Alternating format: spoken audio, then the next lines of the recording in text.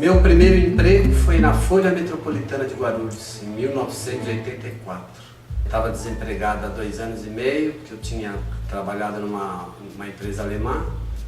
E aí eu falei, agora eu só vou trabalhar no jornalismo. Pode demorar o tempo que for, só no jornalismo. E aí demorou 2 anos e meio para eu arrumar emprego, foi um conflito danado em casa. Minha mãe começou a me chamar de vagabundo, disse que eu não queria mais trabalhar. Mas eu falei para ela, não quero nem saber, eu só vou trabalhar agora na minha área. Ainda fiquei fazendo uma outra faculdade de História lá na PUC, mas só vou trabalhar na minha área. Até que um amigo me levou lá para fazer um teste, e aí eu saí para fazer uma reportagem policial, e eu não sabia escrever nem 5 linhas assim, não sabia nem que fazer um lead, nada. Mas enfim, aí eu escrevi uma matéria, aí eles me deixaram lá um tempo, até que eu fui efetivado, fiquei lá e trabalhei 2 anos e meio no jornal. Aí de lá eu saí e fui para o Diário Popular em 1989, e aí que eu fui pegando experiência mesmo, né, no dia a dia, num grande jornal. Né? O Josmar, a gente, desde a infância, apesar que eu sou 6, 7 anos mais velho do que ele, mas desde garoto eu já conhecia ele, né? Assim, eu levei ele primeiro para a Folha Metropolitana em Guarulhos, depois ele foi para o Diário Popular, também eu levei ele para lá, ele ficou uma época, depois saiu, depois voltou de novo comigo no Diário Popular, e a gente caminha junto, fizemos um jornal junto aqui na Zona Leste também, entendeu? Então eu conheci ele assim já quase 40 anos, assim, né, caminhando juntos, assim, né? A gente trabalhou junto durante uns 4, 5 anos, mais ou menos, durante o fim do Diário Popular. Depois ele foi comprado pelas organizações Globo e virou Diário de São Paulo. A gente trabalhou mais um tempo no Diário de São Paulo. Trabalhar com ele é uma coisa bastante interessante. Ele é uma pessoa que, no primeiro contato, assim, você acha ele meio estranho, mas ele é uma pessoa super humana, super companheira, super ética. Acho que ele reúne todos os ingredientes de um bom repórter.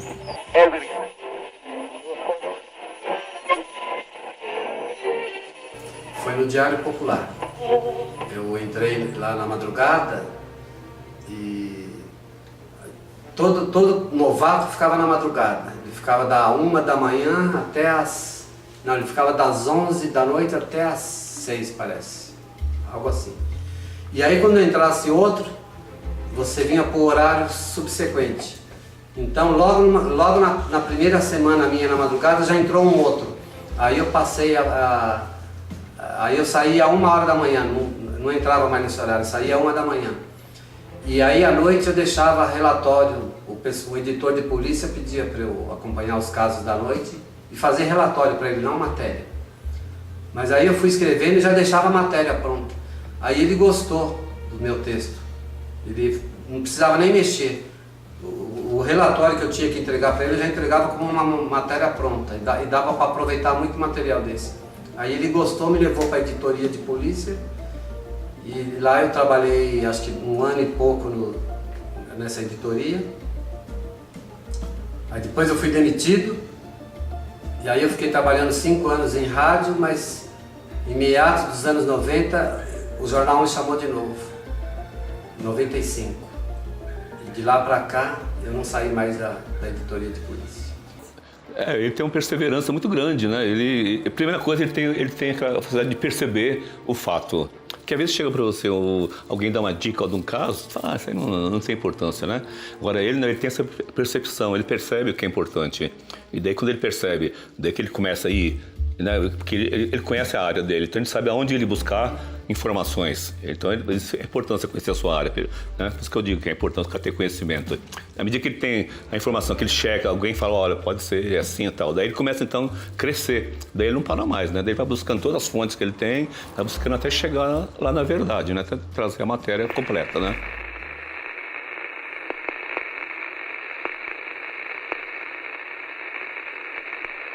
Olha, cobrindo as rebeliões lá, eu ia praticamente todos os dias. Então eu conhecia muitos agentes penitenciários, diretores de presídio, advogados. Mas num dia eu fui cobrir uma rebelião, a polícia avisou que tinha uma rebelião na casa de detenção. Aí eu fui, ouvi a versão oficial, disseram que um preso estava armado e tentou fuga com outros e atirou no agente penitenciário. Aí eu fiz a matéria assim, todo mundo fez assim. No outro dia a mulher me ligou, olha, aqui é fulano de tal, é que eu li a sua reportagem de hoje do diário, mas ela está totalmente errada. Não eram os presos que estavam armados, eram os próprios agentes penitenciários que estavam armados e atiraram nos presos, está tudo ao contrário, tudo errado. Inclusive eu estou aqui com meu marido, que ele tomou um tiro e está internado aqui no hospital do Mandaqui. Aí eu fui lá checar, né? E era verdade, o marido dela lá tomou um tiro na barriga, perfurou o intestino e ele estava sob escolta lá. Aí eu fiz a matéria, no outro dia a matéria saiu correta. Eu acho que eu fui o único jornal que publicou a matéria correta no outro dia. Aí essa mulher virou minha fonte. Ela confiou no meu trabalho, virou minha fonte. E aí sempre ela me passava assim, coisas sobre a casa de detenção. E ela me apresentou para outras mulheres. Aí um dia eu fui numa reunião na pastoral carcerária e conheci umas 50 mulheres que elas sempre se reuniam lá e eu nem sabia e ninguém sabia. E aí eu fui conhecendo as mulheres dos líderes do PCC, que até então eu nem sabia que existia essa facção. Mas elas não me davam muito detalhes, né? Porque elas tinham medo também de represália do marido, não era tudo que elas falavam para mim, né? Mas paralelamente, simultaneamente, os agentes penitenciários também me falavam da existência dessa facção. Eu só não tinha uma comprovação, até que um dia me deram o estatuto, aí eu vi, chequei a veracidade, tudo, vi que era verdade, e aí o jornal publicou a matéria.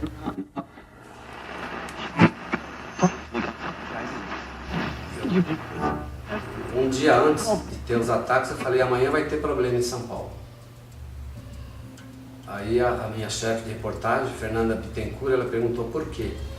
Eu falei, porque os agentes penitenciários me ligaram, dizendo que viram um comboio de bonde, como eles chamam o furgão, transportando presos na rodovia Castelo Branco. E ao mesmo tempo, mulheres de presos também me ligavam, dizendo que não tinham notícia do marido, que ligava para o celular deles, eles não estavam atendendo, que alguma coisa estava acontecendo, estranho. Aí eu falei, vai ter problema amanhã, porque eu acho que o governo está transferindo presos na véspera do Dia das Mães e isso aí vai dar problema. São Paulo pode parar amanhã, falei assim mesmo. Então começou uma rebelião simultânea. E os motins foram se espalhando para outros presídios, até que atingiram 74, eu acho. E nas ruas, um monte de policial estava morrendo já. O Jornal da Tarde que eu trabalhava já mandou 3 repórteres lá para o DEIC, que é o departamento que investiga o crime organizado. O Estadão, né, que era o nosso carro-chefe, já mandou mais 2 repórteres. Quando nós chegamos lá já tinha pessoas de outros veículos de comunicação, televisão, com link e tudo, foi uma loucura. São Paulo parou naquele dia, naquela semana, porque o governo isolou 765 presos do PCC, temendo que fosse ter uma rebelião, né, no Dia das Mães. No fim, o que gerou a rebelião foi a própria transferência deles. São Paulo viveu este ano uma onda de violência. Foram 3 séries de ataques entre maio e o início de agosto, promovidos, segundo a polícia, por um grupo criminoso que atua dentro e fora dos presídios paulistas. Nos primeiros ataques foram quase 300 ações criminosas. Policiais viraram alvos e dezenas acabaram mortos. No mês passado, o juiz Cecchini determinou o bloqueio de R$162 mil de uma conta bancária que pertenceria a lideranças da facção criminosa. Em julho, o juiz recebeu denúncia encaminhada pelo Ministério Público Estadual contra 7 integrantes do grupo criminoso. A confusão de hoje ainda reflete o caos que a cidade de São Paulo viveu ontem. 85 ônibus foram incendiados em todo o estado, 56 só na capital. Com medo, muitas empresas retiraram os carros de circulação. Quase 3 milhões de pessoas foram prejudicadas e o rodízio municipal foi suspenso.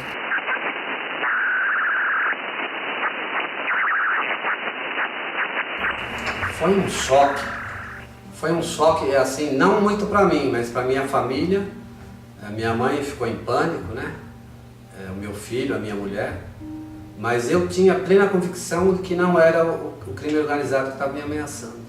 Logo no dia seguinte, uma advogada me ligou, dizendo que um líder do PCC tinha ligado para ela para falar que era tudo mentira, que a facção estava sendo usada como bode expiatório para isso. Eu imagino que a ameaça partiu de um outro lado, sabe? De maus policiais que estavam insatisfeitos com uma série de reportagens que eu estava fazendo. Mas como já tinha tido o episódio do Tim Lopes, eu creio que as organizações Globo, elas ficaram receosas de ter um novo caso parecido. E aí determinaram o meu imediato afastamento do trabalho.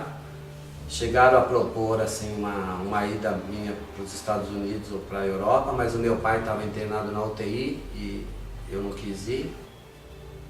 Aí eu fiquei, acho que uns 4 meses com escolta e uns 40 dias afastado do serviço. Quando eu voltei a trabalhar, eu ainda fiquei com escolta mais alguns meses. E aí nesse período de quarentena, sabe, meus amigos falaram, por que você não escreve um livro sobre o PCC? Aí eu falei, puxa vida, boa ideia. Aí eu comecei a escrever e foi assim o período que eu mais tive contato com as mulheres dos presos. Então, se eu tivesse sido ameaçado por eles, eu não teria nem contato com elas, minhas personagens principais, as minhas fontes principais. Isso é o essencial do jornalismo, é você ter fonte e saber renovar as fontes. Acho que o grande problema hoje do jornalista é não renovar as fontes, quer dizer, na área da reportagem policial.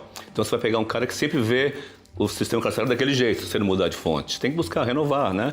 E o Josmar sempre teve, ele sempre preservou as fontes e deu confiabilidade para as fontes, tanto é que ele tinha fonte de todo lado, né? Sei o que, e ele soube preservar isso, né? Ele foi conseguindo pelo respeito que ele colocava nas matérias, sempre checava as matérias, sempre publicou aquilo que é verdade. Inclusive tivemos vários processos no Diário Popular, por exemplo, ele como repórter, eu como coautor, que eu era editor dele, né? Mas nunca perdeu nenhum, porque sempre tinha veracidade, tinha prova, tinha tudo, né? Então ele sempre foi um cara responsável, né? Nesse sentido.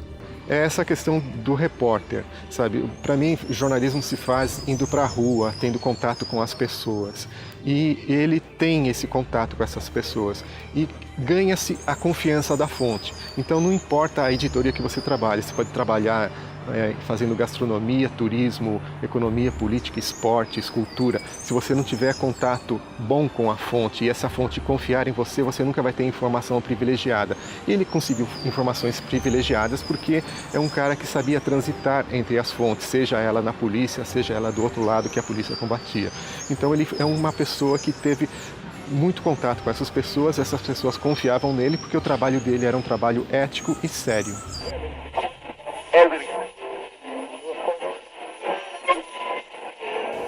Dois grupos, policiais militares, maus policiais militares, porque eu não vou generalizar, eu sei que tem excelentes policiais militares, pais de família, honestos, que salvam a vida de pessoas todos os dias. Mas tem a banda podre de policiais militares do Rio de Janeiro, que não é pequena, eu trabalharia nessa linha de investigação. Eu acredito que ela foi morta por esse tipo de pessoal, porque estava contrariando os interesses dele, denunciando uma série de abusos, de arbitrariedade, de extermínio, de corrupção, enfim. Na minha avaliação, eu como repórter, se eu estivesse no Rio de Janeiro e fosse cobrir o caso, eu partiria por esse princípio aí.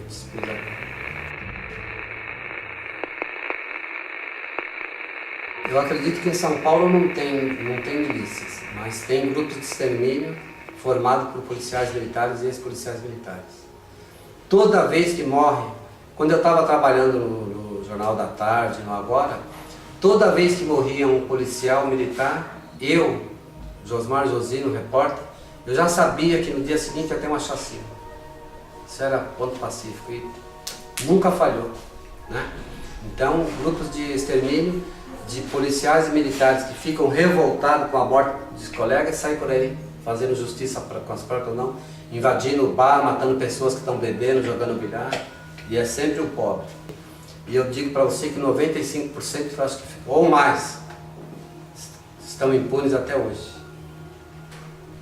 Em São Paulo não existe milícia, mas tem vários grupos de extermínio formados por policiais em vários batalhões da capital e da Grande São Paulo, como no ABC, Guarulhos, Osasco, Barueri, Mogi das Cruzes, enfim. Agora, a situação no Rio de Janeiro era muito pior, porque além de várias facções criminosas, ainda tem milicianos, né, que exploram a população, cobram pedágio, né, enfim, aterrorizam, e tem também a banda podre da Polícia Militar. Então, todo dia morre inocente da vítima de bala perdida, ou é a banda podre que está participando de alguma coisa, ou o próprio policial militar, que para mim é um dos mais despreparados do Brasil, é o do Rio de Janeiro.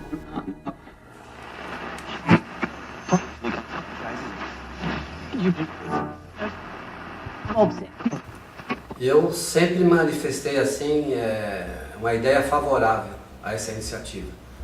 Eu acho que deveria desmilitarizar, criar uma polícia única, né? E ainda com uma corregedoria independente, como acontece nos países civilizados, né?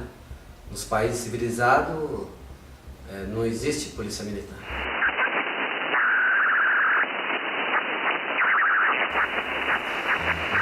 No dia que a casa de detenção foi demolida, eu estava lá na porta do presídio, fazendo a reportagem sobre o fim da casa de detenção. Aí eu acordei cedo naquele dia, e aí fiz a reportagem, e acho que em 8 segundos virou pó, assim, o maior presídio da América Latina, com 1000 histórias. Ali daria 1000 livros, ali daria 1000 filmes, daria 1000 minisséries, aquele presídio. Em 8 segundos, tudo aquilo virou pó. Mas não foi só naquele dia, né? Antes, quando ela foi desativada também, eu fiz uma série de reportagens, né? Alguns pavilhões ainda ficaram com presos, né? Foi esvaziando aos poucos. E eu acompanhei todo esse processo de fechamento assim, por vários meses. Acompanhei assim exaustivamente. Não só eu, mas a imprensa toda.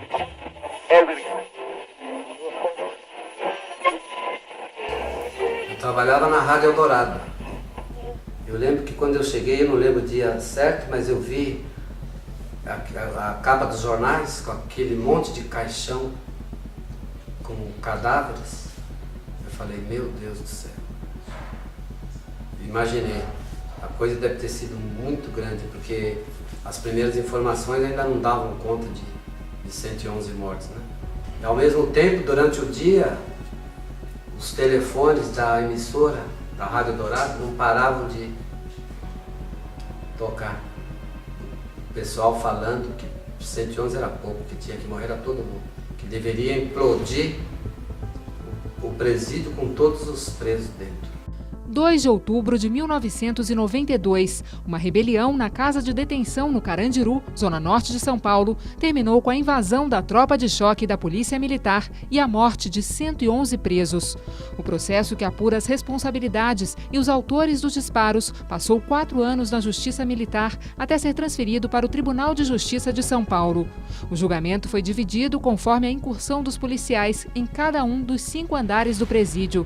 Os 28 primeiros réus, que respondem pelo assassinato de 15 detentos, devem ser julgados no dia 28 de janeiro.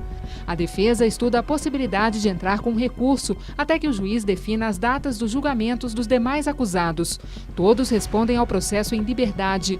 O único acusado que passou por julgamento foi o coronel Ubiratã Guimarães, que comandou a invasão. Ele chegou a ser condenado a 632 anos de prisão, mas em 2006 foi inocentado pelo Tribunal de Justiça de São Paulo. No mesmo ano, o coronel foi assassinado. A namorada dele, Carla Cepolina, responde pelo crime. O Checkmate eu escrevi em 2012, quando eu estava no jornal Agora São Paulo, que foi um ano que morreram mais de 100 policiais em São Paulo. Aí eu falei, mas por que está morrendo tanto policial? Isso é coisa do crime organizado. Por que o crime organizado está matando esses policiais? Aí descobri porque os próprios policiais, em vez de prender os líderes do PCC que estavam na rua, eles estavam matando, executando, exterminando. Aí a facção criminosa, para vingar a morte dos seus líderes, começou a matar policial aí que nem sabia disso. Um dia aqui morria um policial aqui, outro dia morria outro ali. Então a imprensa não se deu conta logo no início que era uma guerra do crime organizado com a Polícia Militar, né, nesse ano de 2012. Aí eu escrevi esse livro contando essa guerra do Tribunal do Crime da facção criminosa com a Polícia Militar, mais precisamente uma tropa de elite da PM chamada Rota.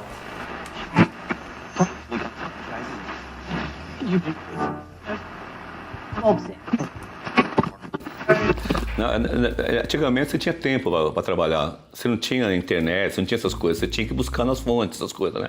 Então naquela época você tinha, tem um caso bom assim, então você tinha 2 dias, 3 dias, se a coisa crescesse você ficava 1 semana, 10 dias, não tinha problema. Essa matéria é importante porque os editores sabiam que o leitor, ele gosta desse tipo de matéria. Essa matéria que traz tudo lá para ele, começa a ler hoje, amanhã ele vai ler de novo. É que nem uma novela, né? Ele começa a ler e o leitor gosta disso. Mas com veracidade, com verdade, essas coisas e tal. A polícia, por exemplo, você quase não vê mais matéria investigativa hoje, sabe? É difícil, porque o tempo não permite o gasto. Os jornais hoje não querem, né, tem dificuldade financeira, não vai ficar investindo numa matéria 20 dias, 15 dias, um mês, essas coisas. Viajar, ir atrás. Então é difícil, entendeu? Hoje em dia, né? Pelo tempo. Então, e hoje você vai pela internet, você fica lá na internet, se um jornal dá uma coisa, você pega um pouquinho ali, pega um pouquinho lá, pega um pouquinho ali e faz a matéria, né? Então hoje, felizmente, é isso. Eu acho que hoje você lendo o jornal, você já vê que, né, a qualidade já caiu muito. Uma editoria de polícia tinha umas 40 pessoas. Hoje, se você somar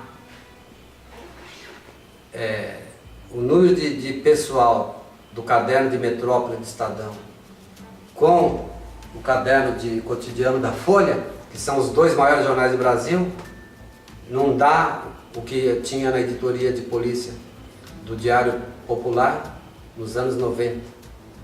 É quando a violência não estava assim tão impregnada como nos dias atuais.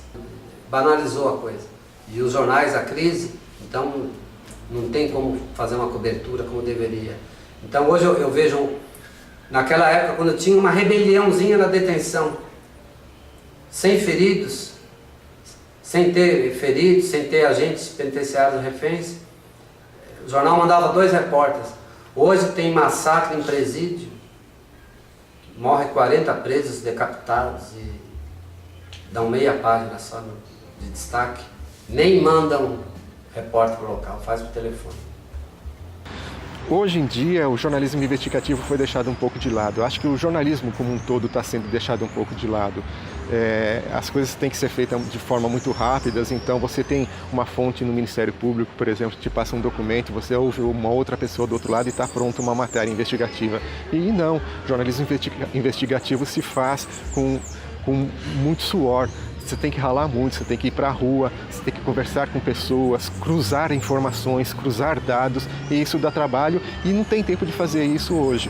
Hoje em dia se faz um jornalismo bastante raso, tanto que eu defendo que se volte esse jornalismo de raiz de antigamente, onde você vá atrás das informações, corra atrás dessas informações, converse com as pessoas.